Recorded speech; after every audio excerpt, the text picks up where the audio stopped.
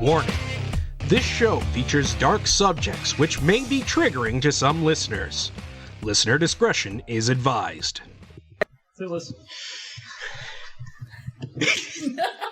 Welcome to Chaos Jar. I'm J Wes Secord, the loud and obnoxious one. Over here is our big bag of facts, Bad Ben. Hey there. And as always, we've brought along our friend, AT Token. Speaker of syphilis.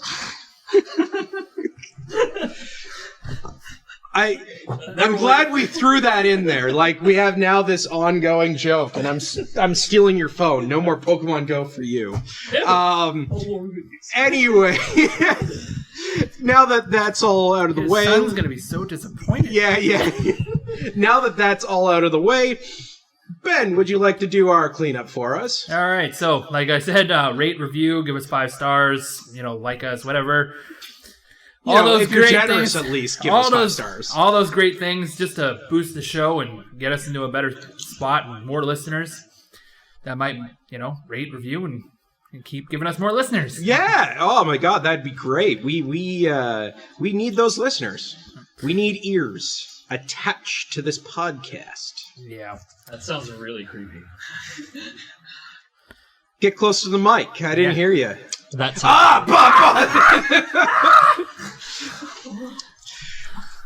So I just hard-knuckled him in the face with a gun-shaped fidget spinner. So anyway. So. All right. Ben, what's the topic for today? What's going in the jar? Well, we're kind of getting a 2-for-1 today because I fell down a rabbit hole, and I felt that the case that I fell down the rabbit hole for was actually a pretty entertaining one as well. Did it hurt? Well, kind of. When I hit the bottom, my leg clicked a little bit. Still kind of clicking right now. I'm surprised you actually fit. Rabbit holes really aren't that big, man. No, that's right. That's body shaming. You know that? I think we've done worse. Yes, this is we true. Brought Token on the show. You hit him with a fidget spinner. Oh, just like that, everybody listening. Yeah. Oh, wow. I do better snaps than that. Anyway. So, we're kind of talking about 2 interesting cases in Pascagoula, Mississippi. Sorry, what? Pascagoula, Mississippi. Pascagoula. Pascagoula. Yes. I thought he coughed with something in his throat. So, do they use spaghetti noodles for that, or we're actually going to talk? We're actually going to talk about a whole thing about how the origin of the name came about too. Oh, really? Yep. I can't wait for some Pascagoula. How racist is this? Yeah, pasta. Yeah, Pascagoula, man.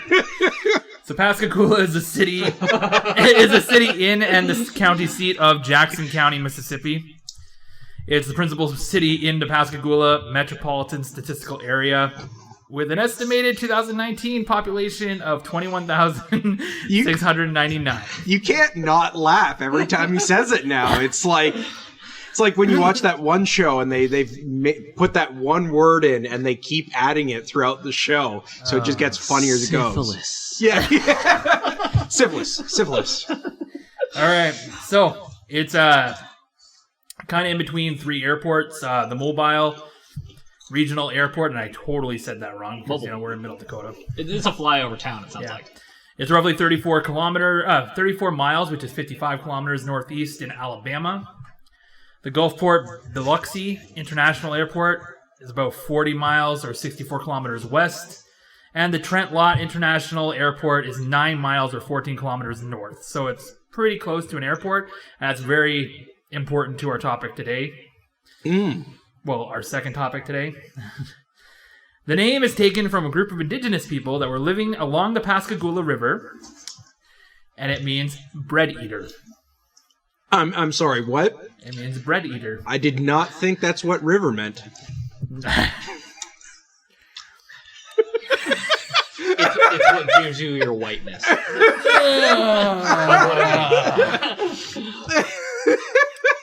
Just the look on your face is when you just got it, right? Like there was like 2 seconds of like, It's like, did he just say that? There's like this delay in my brain that went, what? No, he can't be that offensive. He's that offensive.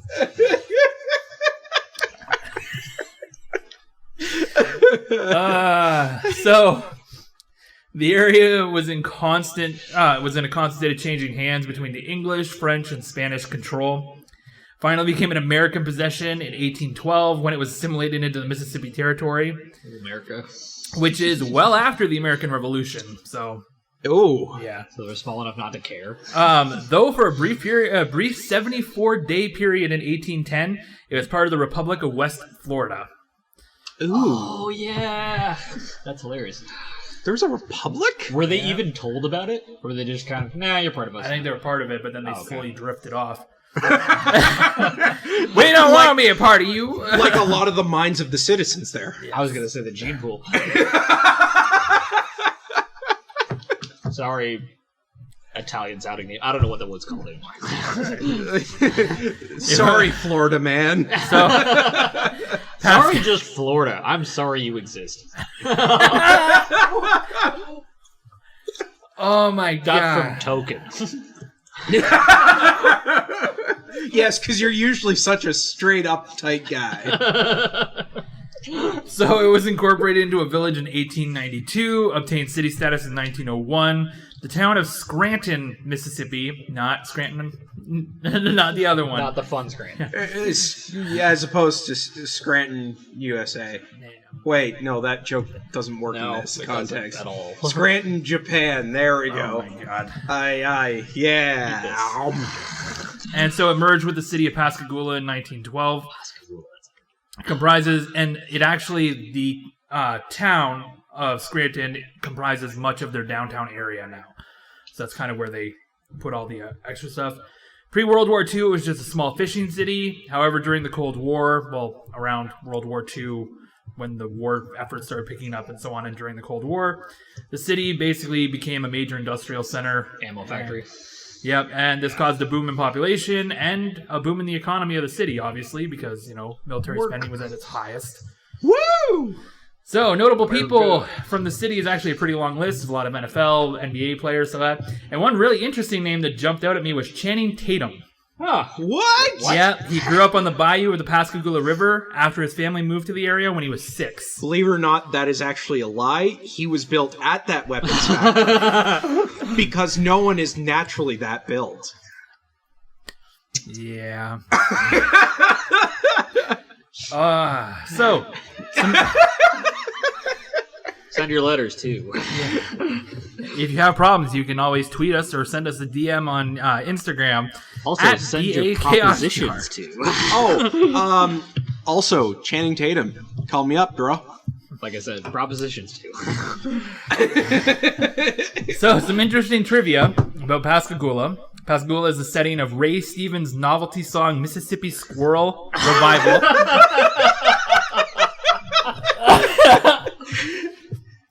Jimmy Buffett wrote and performed a song called the Pascagoula Run. Pascagoula is also the home to the Mississippi's Phantom Barber, where a man would run around cutting women's locks of hair. Now, let's stop and talk about that for a second. Like, drive-by taking a curl, or... Nope, this Oh is in my the God. 1940s. No, I like this imagery better. The idea that he's in a car with where where they have baseball bats and hit the things. Instead, he has a pair of scissors and just like, ha-cha! Got your ponytail. I know, Oh my voodoo doll. god. I have a voodoo doll specifically for voodoo. That seemed popular at the time. I mean... You know that you're part of that era. That era, yeah. Well, it was on the bayou, just saying. Yeah, actually. I kind of forgot about that part. So, let's talk about it. In 1942, due to entering the war, women needed to fill the assembly lines because men are off at war, and to build the large ships for the war effort.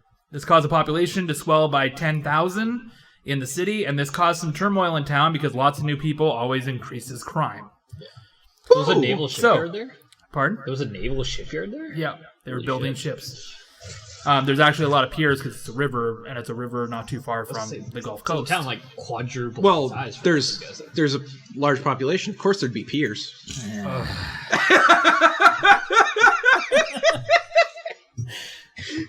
You have none, and I don't mean that in a good way.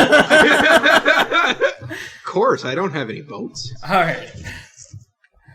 So, in the midst of this, a really odd prowler emerged. Mary Briggs and Edna Hiddle were settled into bed on the night of June 5th, 1942. A noise woke the women, and they witnessed a man climb out of their bedroom window. Neither of the women were harmed, but they had noticed that a single lock of hair was taken from both of their heads. I was right. You are, but I know. Briggs was the only one who provided a description, and this is her description, and I quote, "Sort of short, sort of fat, and he was wearing a white sweatshirt." Danny DeVito? I was gonna say Santa Claus on the way out. I think you broke Ben. Well, the image of Danny DeVito trying to get it to climb into someone's window, he probably gets over the frame and then just falls over on his back. If you've seen It's Always Sunny, you've seen it. Yeah, exactly. He's wearing a diaper. Oh my god. He's going for it. That's just going to be stuck in my mind. You're welcome. God damn it! Time to get the... of course they saw an image of him because he wasn't quiet. So, this caused a surge of exaggerated stories about the attack around town. The peculiar barber decided to seize the attention and struck again, not too much longer. He sliced through the window screen of the bedroom of the 6-year-old Carol Petty. What, 6-year-old little girl? 6-year-old little girl that she shared with her brother. The two were nestled into bed, and I think it's like her twin brother. So they were nestled into bed, and the intruder shaved off a lock of her hair, then fled. A single sandy footprint was located below the children's bedroom window. That's super creepy. Yeah, I don't fuck with I can't wait for the movie adaptation. That'll be hilarious. This should be a movie comedy featuring Danny DeVito. What? It's a movie trailer. It's like a 6-second story. I know, but we could make it There's a whole more to thing. this. There's still more attacks. Yeah, of course. So, the police still had no leads, and the next invasion... As if this needed leads. The next invasion took an abrupt turn, and he kind of changed his M.O. The Phantom Barber beat Mr. and Mrs. Heidelberg in their bed with a lead pipe. Mrs. Heidelberg lost her front teeth, and Mr. Heidelberg was rendered unconscious. It was a really sudden attack that they never saw who hit them. It was just so fast and hard that they didn't see anybody. They also major head injuries. Yes. So the police used bloodhounds to track the Phantom's scent, but they didn't find the barber. However, they found a pair of bloody gloves in the woods. Unfortunately, the trail went cold from there. It was thought that the barber had a bike waiting in the location of the gloves, so he just ditched his gloves and took a bike and took off. I'm sorry, I just thought of Sweeney Todd as OJ, and I cannot stop laughing with it. I'm not gonna lie. I don't think this is the barber. I think this is the character. This is someone else during the plot that the barber has to stop. That's actually a theory I had. And so, but police are still all over trying to find this barber. All right, so the final attack was a Mrs. Taylor. While asleep in her bed, she felt something press against her face, and she was overcome with a sickly smell. She became violently ill, and this was when she noticed that her bedroom window had been sliced open, and she was missing a lock of hair. It's theorized that the Phantom Barber used chloroform to ensure that Taylor was rendered unconscious. Roughly 2 months after this, the police made an arrest. 57-year-old German chemist William Dolan. It's rumored that the reason for the suspicion was that Dolan had a beef with the Heidelbergs, so the ones that were beaten, and that he was a Nazi sympathizer. FBI used a bag of hair found in his backyard and believed that it belonged to the Petty girl to link him to the crimes. That's it? Well, this is 1942. So no. No. He was never charged with any of the invasions, but he was sentenced to 10 years for attempted murder for the attempted murder of the Heidelberg couple. He denied being the Phantom Barber, and 6 years into his sentence, the governor asked him to take a lie detector test. He passed all questions and was granted early release in 1951. Many people believe that the police arrested the wrong man, though many have argued that the attacks did stop after Dolan was put into jail. So, first of all, just to digest that, I actually think that this guy, first of all, couldn't possibly have done it. 57 years old, German chemist. He might be able to climb through windows. 57-year-olds. But he was supposed to be short and fat with a white sweater. That's true. Yeah, fair enough. Never mind. I think this is more about the fact that he was a German chemist in the middle of World War II. Yeah. It's German. He attacked the Heidelbergs, who I believe were a Jewish couple, so they kind of... Oh, it's one of those. Let's be fair. If we go back to that that other story we had where it was the two German farmers, where we were talking about like the racism of it probably took over. Yeah, and I think they just wanted to wrap this up. Because it's weird and creepy. Yeah.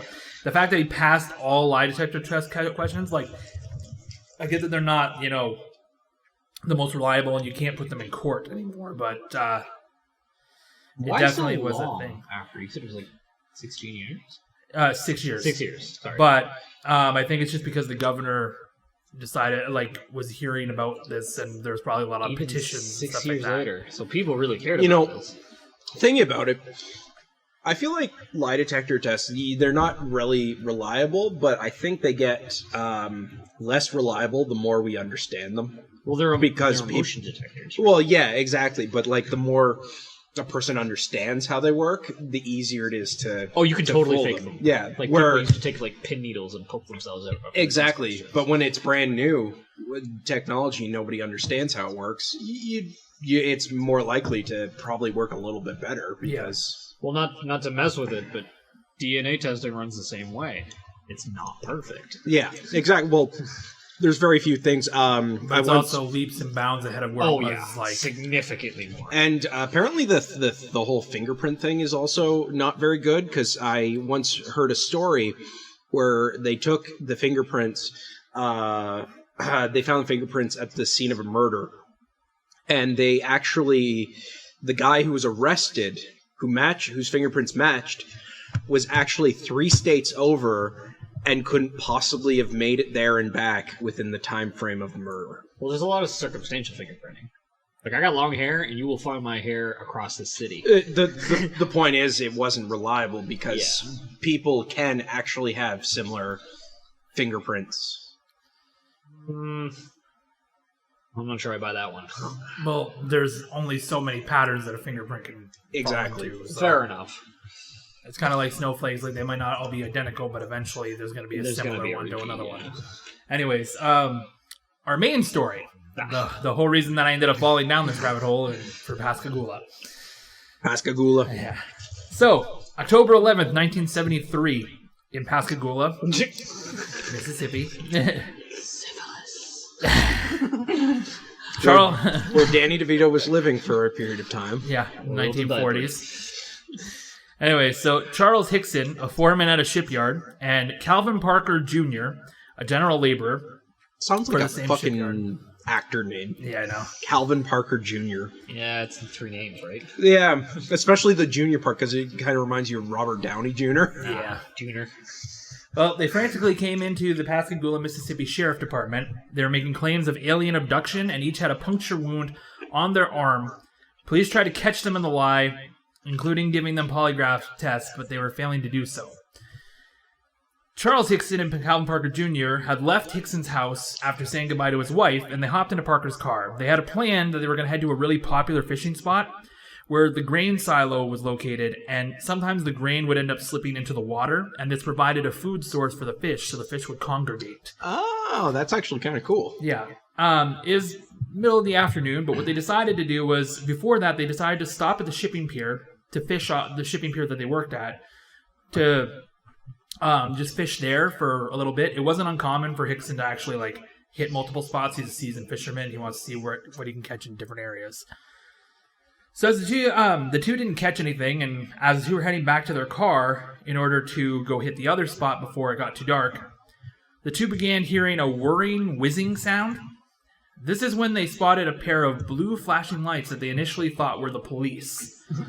Apparently people have been dumping garbage in the area, so they thought, well, the police are coming to check to make sure that we're not dumping garbage around this pier. Those guys are stupid because blue flashing lights are snow removal vehicles. Duh. Yeah, definitely in Florida. Exactly. So, instead of a police car, they spotted an oval-shaped object that was about 30 to 40 feet across and 8 to 10 feet tall. It was floating only about 2 feet off the ground, and suddenly there was this bright light. They're quite small, really. Yeah, brighter than a welding torch. So if you've ever seen a welding torch, how bright that light is. You'll be blinding yourself in short order. Yeah. So the pair found themselves unable to move. Quote, conscious but paralyzed. The men described that the next thing that happened was 3 creatures came out of this thing, and essentially they came over and they heard like an air sound, like an air puff sound, like yeah. And then suddenly they were being led into the ship. So they described the creatures that came out, the 3 creatures that came out, as standing roughly 5 feet tall, stocky build, skin that is pale and wrinkled like an elephant. And that's a quote, like an elephant. Okay. They had no eyes to be discerned and robotic slit mouths. Ugh, that sounds super creepy. They didn't have a neck, and 3 carrot-like appendages, one where the nose would be on a human and 2 more where the ears would be on a human, were sticking out. What? They had lobster-like... Well, just imagine, like, the carrot nose on a snowman. I get the snowman, but like a lot lower, and that's where the hands are? Hands, no ears. Nose and ears. You said appendages. Appendages are like arms. Appendages are anything that hang off a body. Okay. Yeah. So one where the nose would be, and so anyways... I thought it had to be a lid. For their arms... Oh. For their arms, they had lobster-like pincers, and Pinch. they only had 1 leg. Hickson stated that it looked like the legs were fused together and ending in a foot that resembled an elephant foot. Can anyone do a Zoidberg impression? Because when I heard the lobster claws, time to diagnose the humans. Yeah, that was a stereotypically Jewish impression, I guess. But anyways, well, you got to be Jewish, but also like muddled, like you're underwater. Yeah, fair. Jewish crustaceans. Anyways, all right. So both men also reported that they moved around in a mechanical manner, almost like robotic. Yeah. They were also hovering above the ground, like just kind of floating. They didn't walk, so this 1 foot definitely wasn't like a hop thing. They just had I think I missed that part. They just had 1 foot. Yeah, the foot like was. It looked like together. It looked like the legs were fused together and ending in a foot that resembled an elephant's foot. Alien on a stick. Pretty much. Well, given that they hover, I mean, yeah. So makes me think of those like tubes where they had the mini M&Ms type of thing, and they're just like squished in this thing, like it's probably like just overflowing over top of it because it's so stocky. I don't think there's candy inside the phone. So, anyways, the 3 creatures floated. Like they actually described, both Hickson and Parker described that they felt like they were being floated into the ship. There's probably a pie in there. Maybe. Cartoons when they just... So, Calvin claimed that he did lose consciousness early in this, but then he did awaken in the middle of it as well. The creatures then basically laid them out and had them examine them with a giant device that resembled an eyeball. So basically, giant thing. You didn't need to describe that one. That one's pretty easy. Yeah. So Calvin also remembers when he regained consciousness. He also remembers a small blue box about the size of a deck of cards that was rotating around him and occasionally making a clicking sound. So I have a feeling kind of like a camera. Scanner device. Then a smaller creature that was not robotic and actually moved more fluidly emerged. It was Reginald the fish. Well, The worst callback.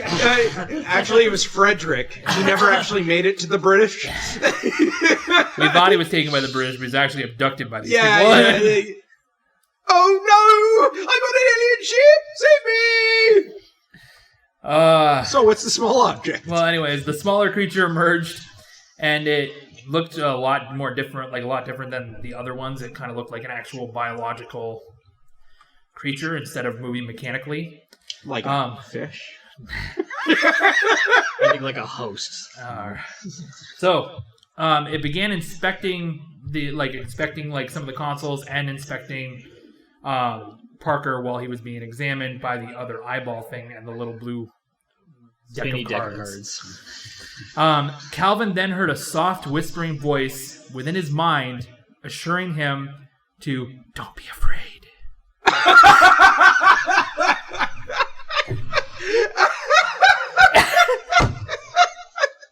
And they've lost it. Just like, don't worry, I'll be gentle. Like it's right in the ear, except they have telepathy, so it's... Almost like a telepathic lube. Yeah. Well, that foot is not a foot. It's not a foot. They're not actually floating.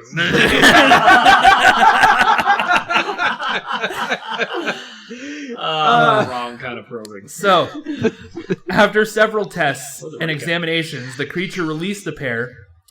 Parker, so the men, after they were released, sat on a log for a moment to try and comprehend what just happened because they were released in the exact same spot they were abducted.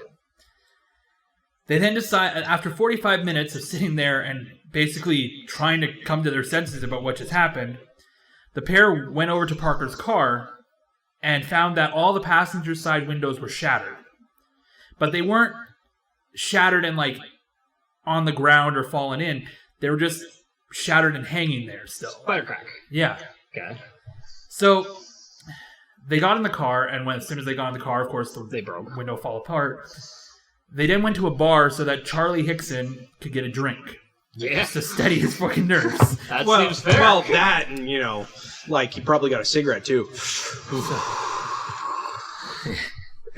Good time. They were really ruffling with me this time. That's the way you like it. So they were trying to process what just happened, and they spent the time both on the log and then in the car going to the bar, and at the bar basically calming down from this whole thing and coming up with a game plan. They decided to try and report this to the local Air Force Base, but were told that there was nothing that the Air Force Base could do. So go away. So they then reported the encounter to the sheriff's office. This is when we start the story, as they came in, and they arrived at around 10:30 p.m., and they gave a report, and then they were led to be questioned. After 30 minutes of questioning, Sheriff Fred Diamond left Diamond? Fred Diamond. Fred Diamond! I know, he's his own stripper name. I know! Oh my god, I almost thought it was a racist name. Like, you were gonna say, no, I'm just kidding. Yeah. The guy was native. I'm like, oh my god, that's... No, this is Florida. Everything It's not is Florida, real. it's Mississippi. Oh, right, whatever. Wow, man! Now- We left Florida ages ago. My bad. It's a terrible state. I mean, they're all kind of terrible. Anyways, so Sheriff Fred Diamond left the room and left the two alone. I wish I could mime stripper music, And- but I can't. But the... Is that strip club music? Well, it's more like the stereotypical 80s porn music. I don't think... How did Ron Jeremy get here? Oh, my eye! I meet I. But anyways, the sheriff left them alone in the room, and it was rigged with a hidden recorder in a drawer. What he recorded was strong evidence that the men were telling the truth in what they were saying. Here's a partial transcript. Calvin, I gotta get home and get to bed, or get some nerve pills, or see the doctor, or something. I can't stand it. I'm about to go half crazy. Charles, I tell you, when we're through, I'll get you something to settle you down so you can get some damn sleep. Calvin, I can't sleep yet. I can't sleep yet like it is. I'm just damn near crazy.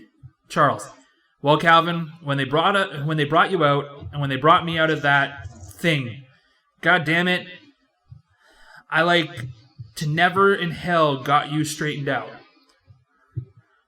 My damned arms, I remember they just froze up and I couldn't move. Just like I stepped on a damn rattlesnake. They didn't do me that way. So Calvin, I feel like they had a game. Hold on. Roofied each other. No. There's more to this. That's how they dealt There's with more to this. this. They didn't do me that way. Calvin, I passed out. I never passed out in my whole life. Charles, For shit. I've never seen nothing like that before in my life. You can't make people believe. Calvin, I don't want to keep sitting here. I want to see a doctor. Charles, they better wake up and start believing. They better start believing. Calvin, you see that damn door come right up? Charles, I don't know how it opened. Son, I don't know. Calvin, it just laid up, and just like those sons of bitches, like they just like that, they came out. Charles, I know. You can't believe it. You can't make people believe it. Calvin, I was paralyzed right then. I couldn't move. Charles, they won't believe it. They're gonna believe it one of these days. Might be too late. I knew all along that they was people in the other worlds. I knew all along. I never thought it would happen to me, though.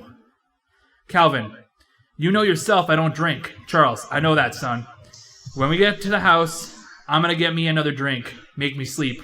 Look, what we sitting around for? I gotta tell Blanche what are we waiting for? This is starting to sound more and more like a hidden gay affair. I see. If only you had a redneck voice, this would be like a porno script. You know what? Next time you have a transcript. Well, the whole the whole thing on you know yourself I don't drink, or like how the whole I don't know how it opens, son. I don't know. That whole thing is with just a finger. Yeah. For future reference, next time you have a transcript, I should give it to you. Print it and let me do the voiceovers, because I kind of want to do these. I wish I was doing these voiceovers right now. Well, I gotta go to Not just the voiceovers. Calvin Panicky. I gotta go to the house. I'm getting sick. I gotta get out of here. Charles leaves the room. Calvin, it's hard to believe. Oh God, it's awful. I know there's a God up there. I mean, we're just reinforcing the point, aren't we? I don't know. They're talking about doors sliding up and those things just coming out of nowhere. I'm just... Yeah. Sounds like they forgot Vaseline. Anyways, so the police, like I said, tried everything to break the story. They couldn't get either man to change their story. Their story always remained the same. They even gave... Charles and Calvin both, voluntarily said they would take lie detector tests for this, and they passed. So, in no time, this became basically like a massive swarm of media attention. Pascagoula had all these people coming in to, investigate this, and... I guess it's the most interesting thing that's happened in that town. Yeah, and at this time... Well, aside from the barber who randomly stole 30 pieces years of beforehand. A bit of time gap there. But at this time, there was actually an influx in UFO sightings in America. It's only 4 years after they landed on the moon. So, also, Pascagoula is right between 3 international airports, so that might increase some of the traffic in the area. Yeah, I was thinking about that when you said that earlier. God, I feel bad for the citizens who are always having planes go over and...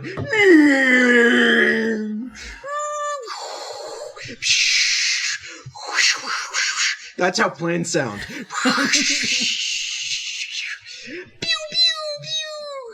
What's that? Planes.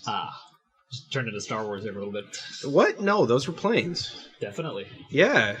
The ones with the X-shaped wings. Yeah, I see. So anyways, this became a big thing. UFologist James Harder of the Aerial Phenomena Research... UFologist. Yep. Remember, kids, there's a career you can go into. UFology. Aerial Phenomena Research Organization and J. Allen Hynek interviewed the men. Harder even hypnotized them and determined that they had experienced an extraterrestrial phenomena. So basically, when Calvin originally was talking, he said he didn't remember very much at all because of the fact that this happened. One piece of evidence that was also on both men was that when they had that shot of air, it's because the pincers had gripped them on the creatures that came out. Like, they basically gripped their arms.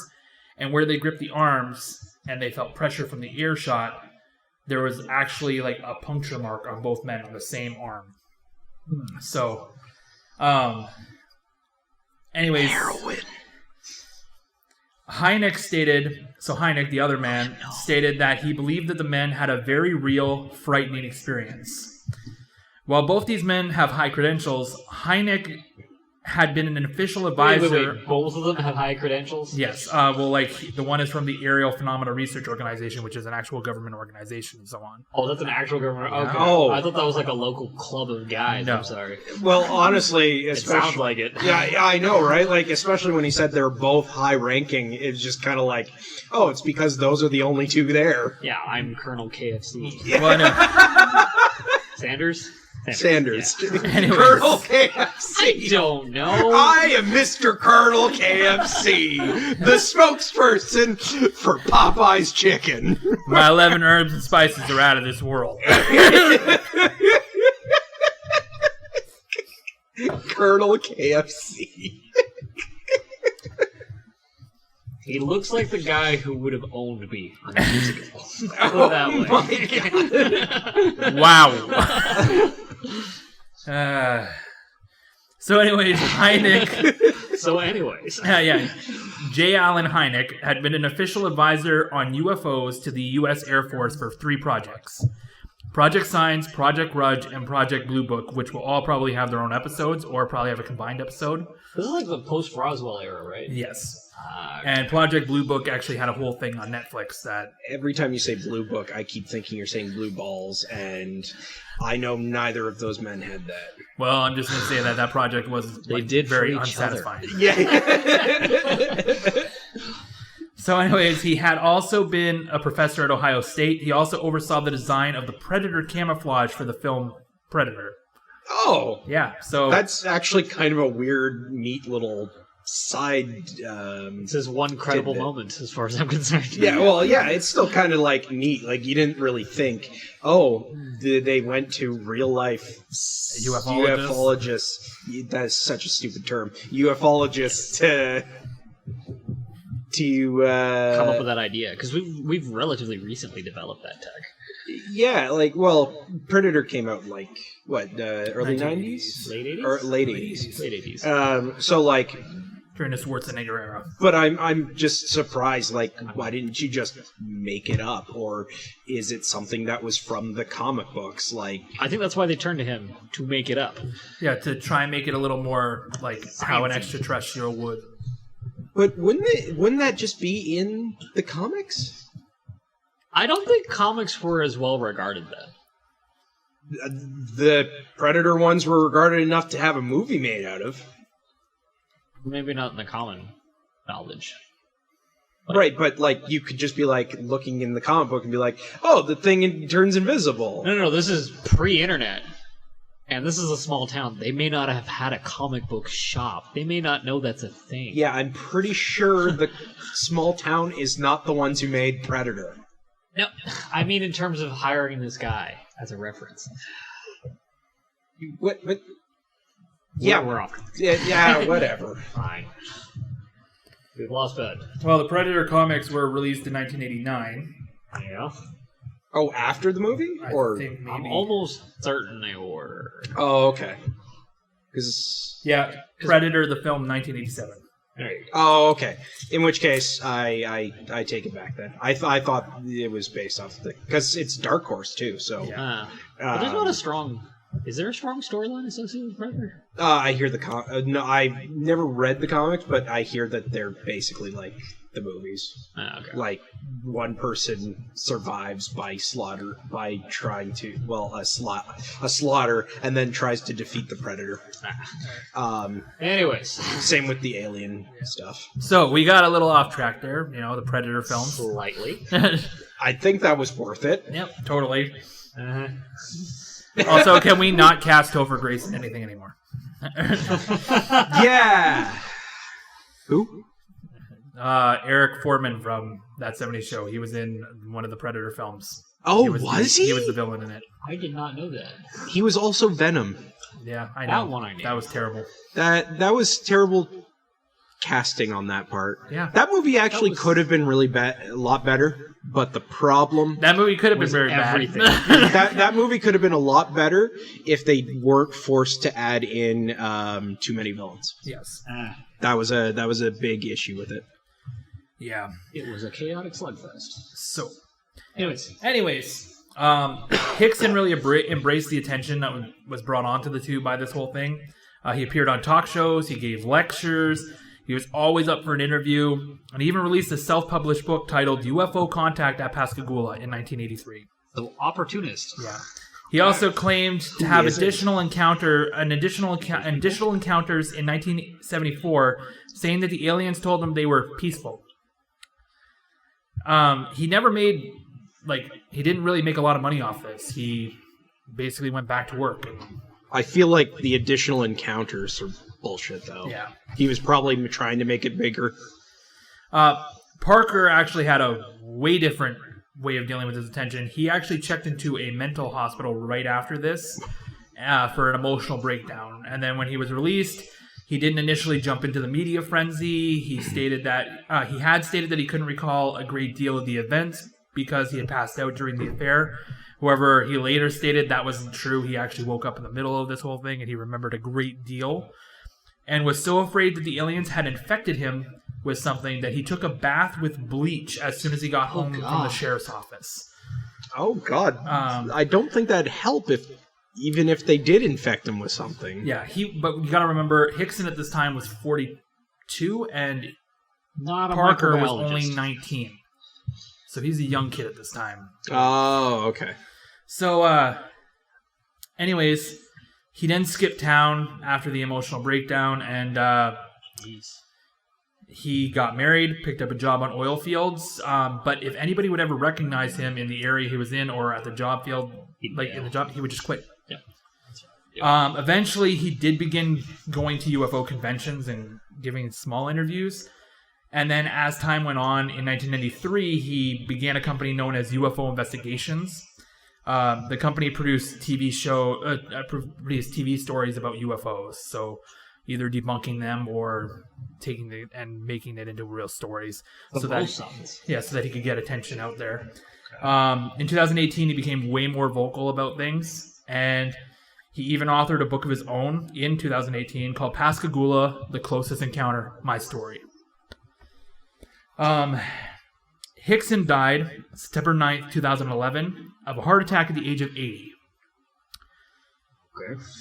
So both men did fall in, this whole situation fell into a lot of skepticism. Aviation journalist and UFO skeptic Philip J. Kloss claims that there was discrepancies in Hickson's story. Kloss alleges that despite Hickson passing the polygraph test, the test was administered by an, quote, inexperienced operator. He also put forward that Hickson refused to take another test with a more experienced operator. Kloss is a ufologist, but he was more well known for skepticism on the matter, so he was more debunking it. He was a founding member of the Committee of Scientific Investigation of Claims of the Paranormal, or SCIOP. It's now known as the Committee for Skeptical Inquiry. A little bit of bias there. That was a very good, very catchy acronym there. Yeah. He essentially is just a guy that, he's an expert ufologist that tries to debunk these things all the time and is basically there is no He's a UFO. man. Yeah. For the record, Ben put up quotes around ufologist. The funny thing is, I'll even talk about this at the end, but I actually believe in UFOs and believe in alien life. So, but anyways, Klaus left. We get to make fun of him for that, right? Yes. Oh, definitely. Oh, okay, So good. he left a curse in his will called the UFO curse, and I will read this from his last will and testament. The last will and testament of Philip J. Klaus. To ufologists who publicly criticize me, or who even think unkind thoughts about me in private, I do hereby leave and bequeath the UFO curse. No matter how long you live, you will never know any more about UFOs than you know today. You will never know any more about UFOs, about what UFOs really are, or where they come from. You will never know any more about the U.S. government, about what the U.S. government knows about UFOs than you know today. As you lie on your own deathbed, you will be mystified about UFOs as you are today. And you will remember this curse. He was so adamant about not being publicly criticized that he put it in his will. Like, Touchy is this guy. Ghost curse. Ooh. so, Like, Pathetic. he gets abducted by aliens, and somehow he believes in the mysticism of magic and curses. So, so another skeptical journalist, Joe Nickel, not the country singer. Sure. I Sure. alone in that one. yep. He wrote that Hickson's behavior was questionable. It appeared to Nickel No shit. that Hickson altered and embellished his recount of the encounter in his later television appearances, which I don't doubt eventually the story's going to get a little old, so he probably changed it a little bit, but he never really drifted too far away from the actual thing. Okay. So, Nickel speculated that Hickson may have fantasized the encounter with the aliens during a hypnagogic or walking dream state, adding that Parker's collaboration to the tale was likely due to suggestibility because he was a younger man to the 42-year-old, and the 42-year-old is his boss. And since he told the police that he had passed out at the beginning of the incident and failed to regain consciousness until it was over. So basically, Parker only jumped in, and then when they asked him for more details, he was like, I don't know, I passed out. So that he didn't have to give more to the story and couldn't contradict Hickson's story. Mm-hmm. Nickel is a well-known skeptical investigator of the paranormal. He debunked the diaries of Jack the Ripper as a hoax. So it's a pretty big thing right there. He was also involved in a dispute over ownership of The Night Before Christmas, supporting Clement Clark Moore's claim. Oh, okay. I thought you meant he had a claim. No. Wait. Say that. So he was actually an expert of going back to this tale of The Night Before Christmas. And at one point there was a dispute over who owned the tale. He supported Clement Clark Moore's claim to it, so that his estate owns this. Okay, for some reason I thought I was thinking Nightmare Before Christmas. Yeah, I had the same thing when I was writing it down, and then I was like, wait a minute, I didn't know that Tim Burton had this issue. And then I was like, oh, The Night Before Christmas, not The Nightmare. Yeah. He is currently a senior researcher at the Committee of Skeptical Inquiry, or the same organization that the other guy was part of, that Klaus was part of.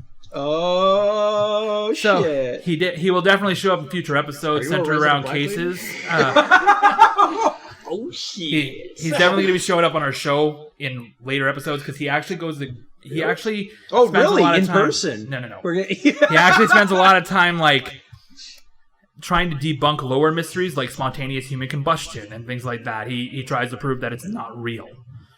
I believe... Isn't that real? It's actually a believed phenomenon that people do combust without any, like, but some people believe that it's just a phenomenon that humans just burst into flames, while other ones believe it's, a thing that, they dropped their cigarette or something like that.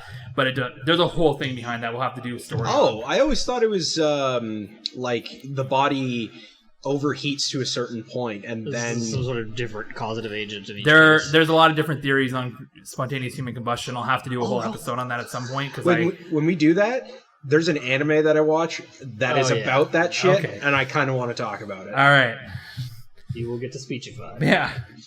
He's also a massive critic of Ed and Lorraine Warren, who will also eventually appear like on our show, not in person, because that would be a little crazy for both of them to be dead and on our show.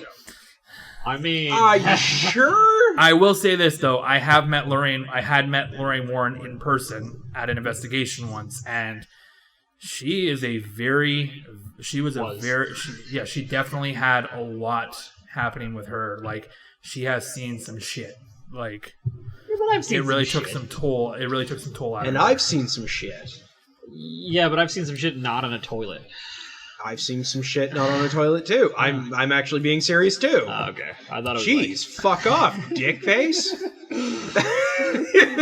All right. So in June of 2019, the abduction received a historical marker at the spot where the abduction took place. That log? Yeah, right on the log. Just bam! Right, well, you know what I mean. They were sitting on a log after. Yeah, there was that one fucking log. That's where it happened. Yeah, right there. And that's the end of that tale. So yeah, We're done. Go. Whole UFO thing. Yeah. Yeah. So Ben's big into UFOs, eh? I actually believe in UFOs. I believe I've seen aliens themselves. One of my biggest fears in the world is to be abducted by aliens. Okay, are we allowed to bring up personal things? Go ahead. Aren't you afraid of fish? Ben has just knocked his head down in shame. And is now Hey, man, that's a phobia. It's an irrational fear. It's an irrational fear of fish. One could make the leap of suggestion saying that could also apply to aliens. It's all You know, that's honestly, not irrational. So here's the thing.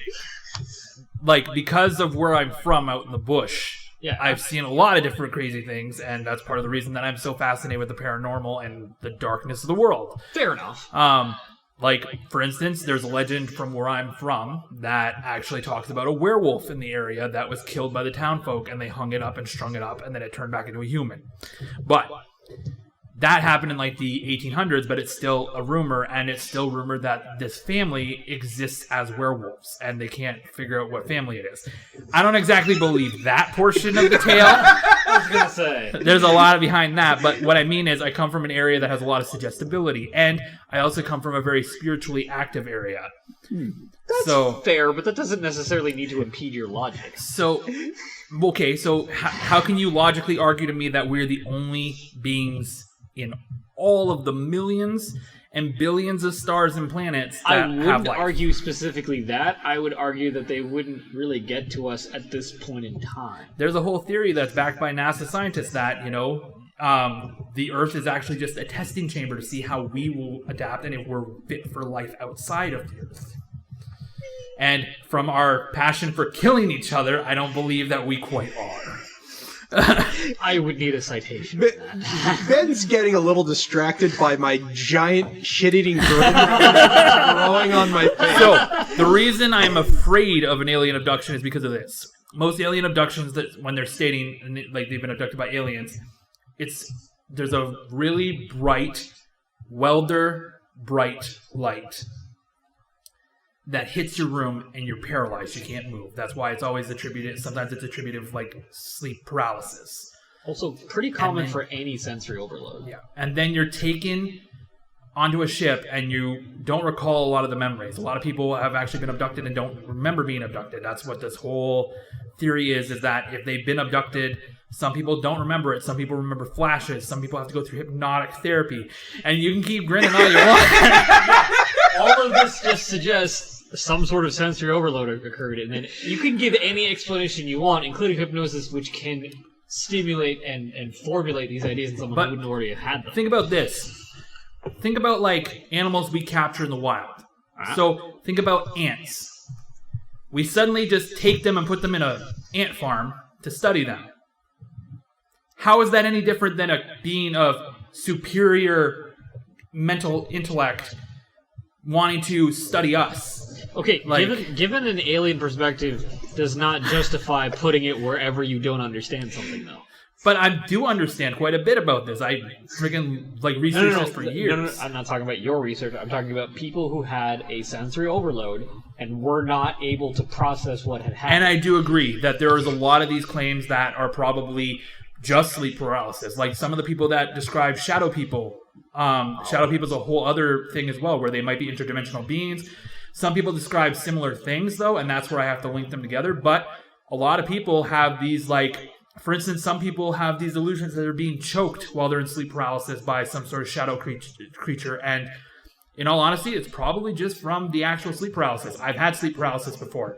It's unpleasant. It's very unpleasant. It actually is like... super fucking scary. I've also had that too. The weird thing is, like, so I do this weird thing, and you guys are going to laugh at me for this, but I always can find that one of my feet can move. Like, not like move fully, but I can inch it, and I sleep very close to the bed, like to the edge of the bed.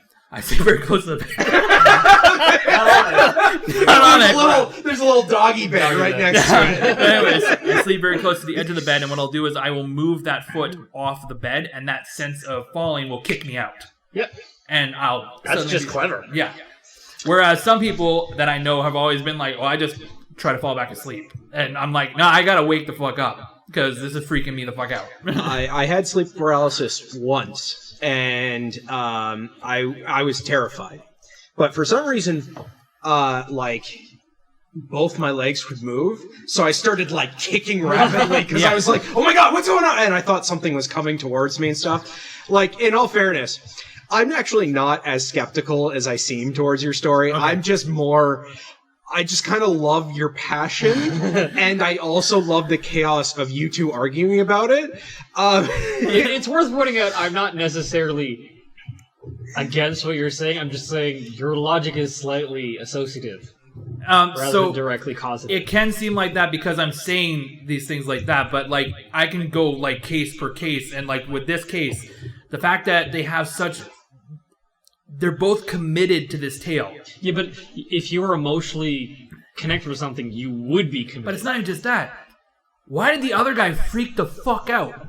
Why did he go into a mental asylum? Why did he, not want to talk to the media for almost 30 years? Have you never had something fucked up happen to you that you're like, that's not right? That couldn't have happened? Yeah, but the fact that he recounts the same thing, and that whole conversation that takes place in the thing, they're both talking about details that just sit there, and that's only a clip of the transcript. That's not the full conversation. One could have confabulated it, and then the younger one could have supported it, and the older man could have just forgotten it. So you can look this clip, just saying, you can look this clip up online of their actual full conversation.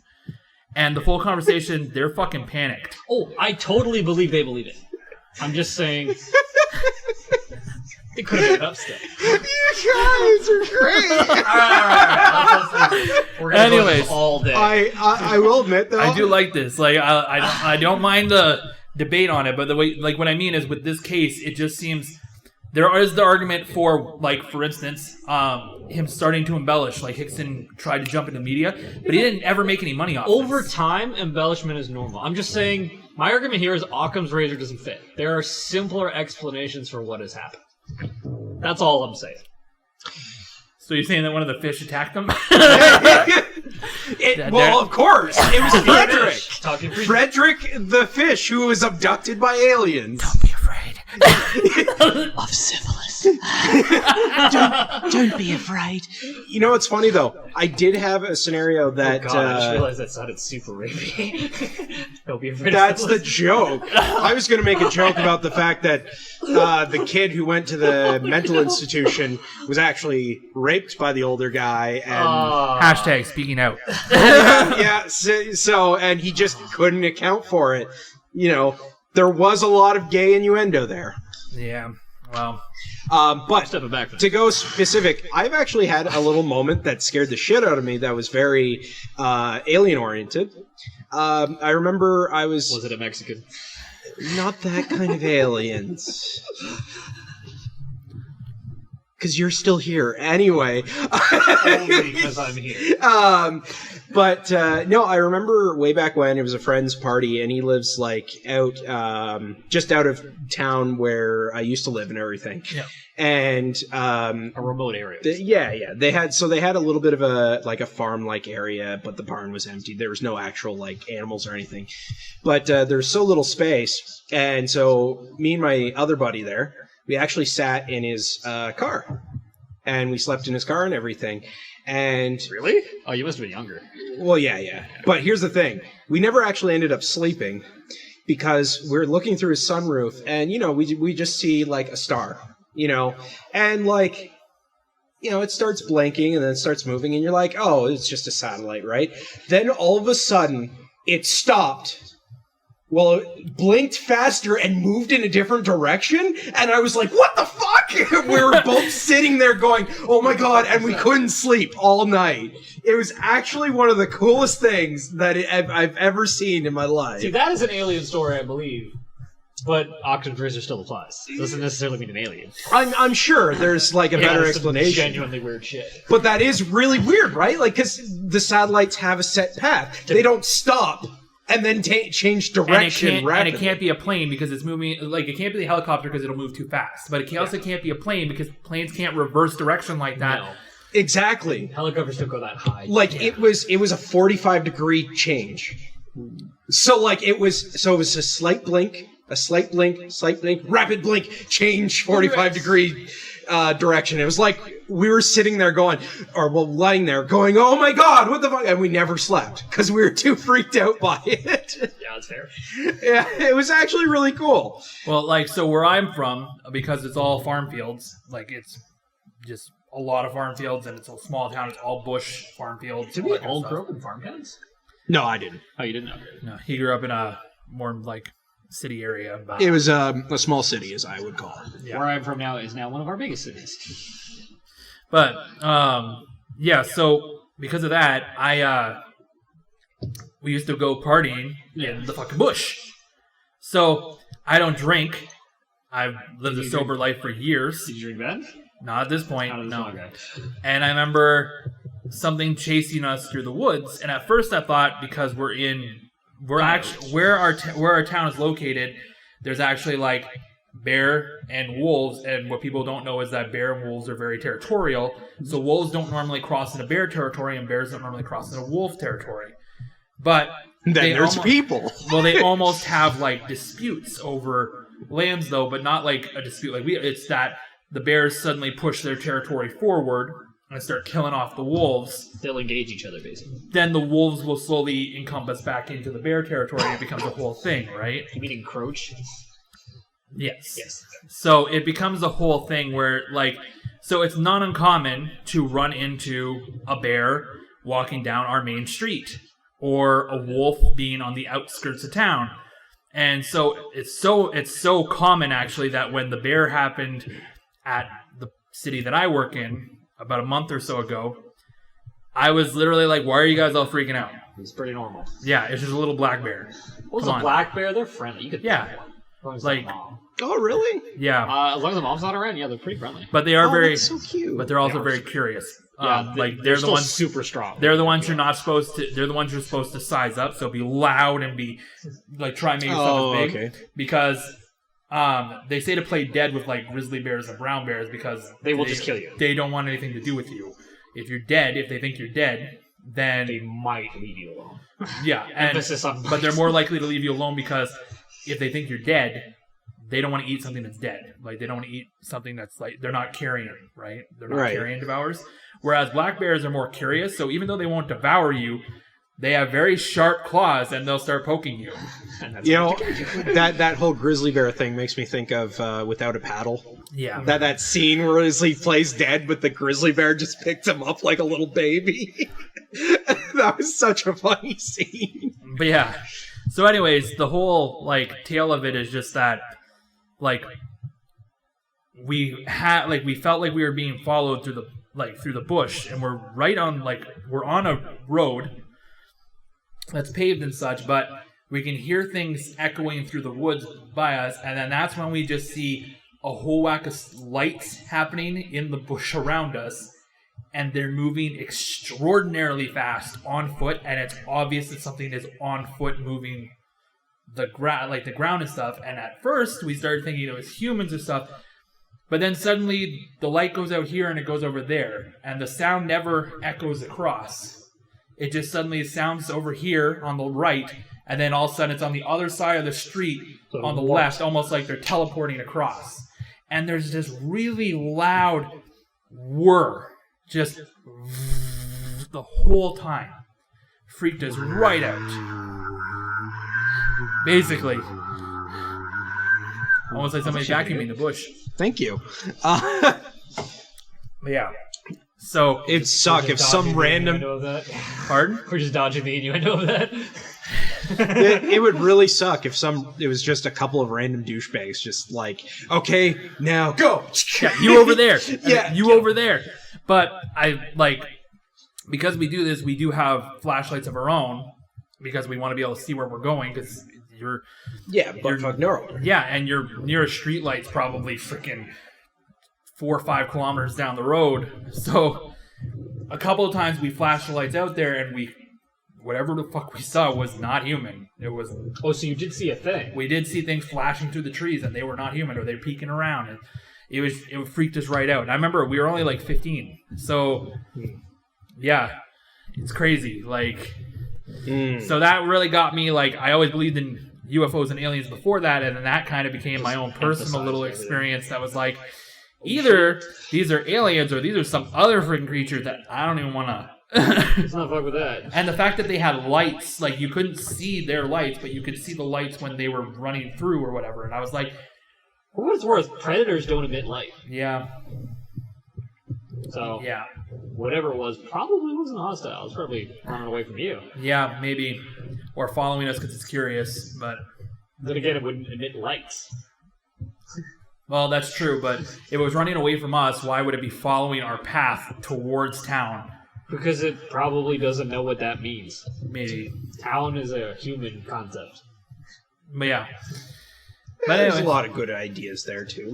Maybe it's just a natural glow within their bodily function. Things that hunt don't emit light. It's not hunting. That's what I mean. It's not a predator. That's what I'm saying is it was... I'll make one argument on that one. What's that? Anglerfish. Okay, but that's incredibly a lure. Unique. That's an ambush predator. So what if this is a lure? You're not underwater in the trench. There's sun where you are. I'm pretty sure if it was a lure, they wouldn't move. What I mean is we're in the dark, and they know that we'll follow lights towards things. We might think it's somebody needing help. Okay, but that's incredibly learned behavior if that was true. Whereas a light in the Mariner's Trench is the only fucking light. So any other animal would be like, there's a stimulus I've never seen before. Let's check it out. But you're also basing this off of Earth-like creature behavior. If you want to make that argument, anything flies. Oh my god. You can just excise behavior as an explanation for anything. What I love is when you laugh, I see the sound waves go whoop. I am way too loud. I agree with that. It's just amazing to watch. But yeah. Anyways, that's my whole recollection of things. And wait, did we finish our case, or we're just doing yes, our the case is already okay. over. We're just talking. But yeah. Anyways, very inconclusive.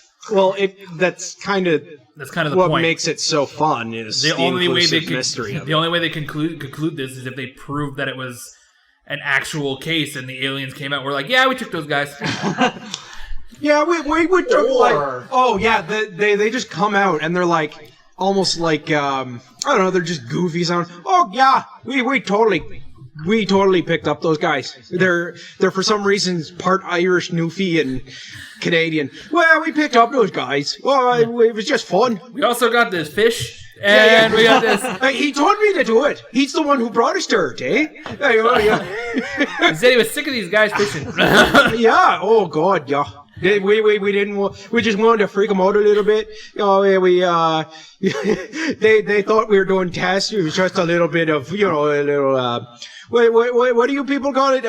Pagan? Yeah, it's just a little bit that. Do Canadians have such a round accent? No, I told you it's this is an alien accent, which is a weird mix of Newfie, Irish, and Canadian. Okay, let's go with that. Oh, okay, yeah. So I'm gonna. Yes. We also got this Batutut. Oh man, I am glad we made a character out of that. I was waiting for a natural opportunity for it, but I was like, it just doesn't work. No, that was a good moment. Oh, it's okay. We're from Zugenok. Makes them all sound Polish or Swedish. Oh, I need a pint. I need a point. Like, this isn't even racist. I know. That's what makes it go great. Okay, now that's racist. Oh. But to whom? That's really where you want to have to figure it out. I'm gonna die. When you don't have a target, it's hard to figure it out why it's an ancient. Wow. Tell me, Token, who am I offended?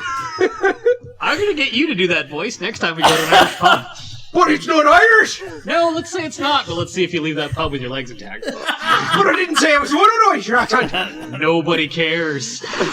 There's a bit of a Newbie accent there, too. You've never heard a Newfie in your life, have you? I said a bit of one. It's a mixture. Man, has he forgotten like the 3 accents I put into that? He's just not listening. I think the percentages have varied so much that it doesn't matter.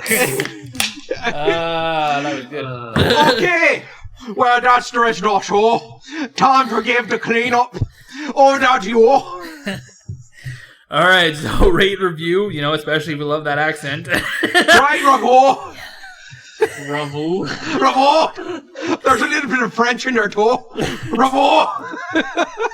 You give like a Chef 480 recipe soon? Oh, that could be able to. There's gonna be like one listener in Ireland and one in Newfoundland, and they're both just gonna be like, no, fuck those guys. But the rest of the Canadians are fine. Yeah, they're all like, ha, it's great. That's totally a Newfie Irish mixture. Our resident. Oh, but no. So, did you finish the cleanup? Put it in here. Anyways, follow us on Twitter and Instagram at BA Chaos Jar. B.I.K. store. Case door. And on Facebook at Pandora's Jar Podcast. And then on Patreon, Pandora's Jar Podcast as well. All right. Did that be a show? It's all in the show notes. All you guys, have a good night. Book a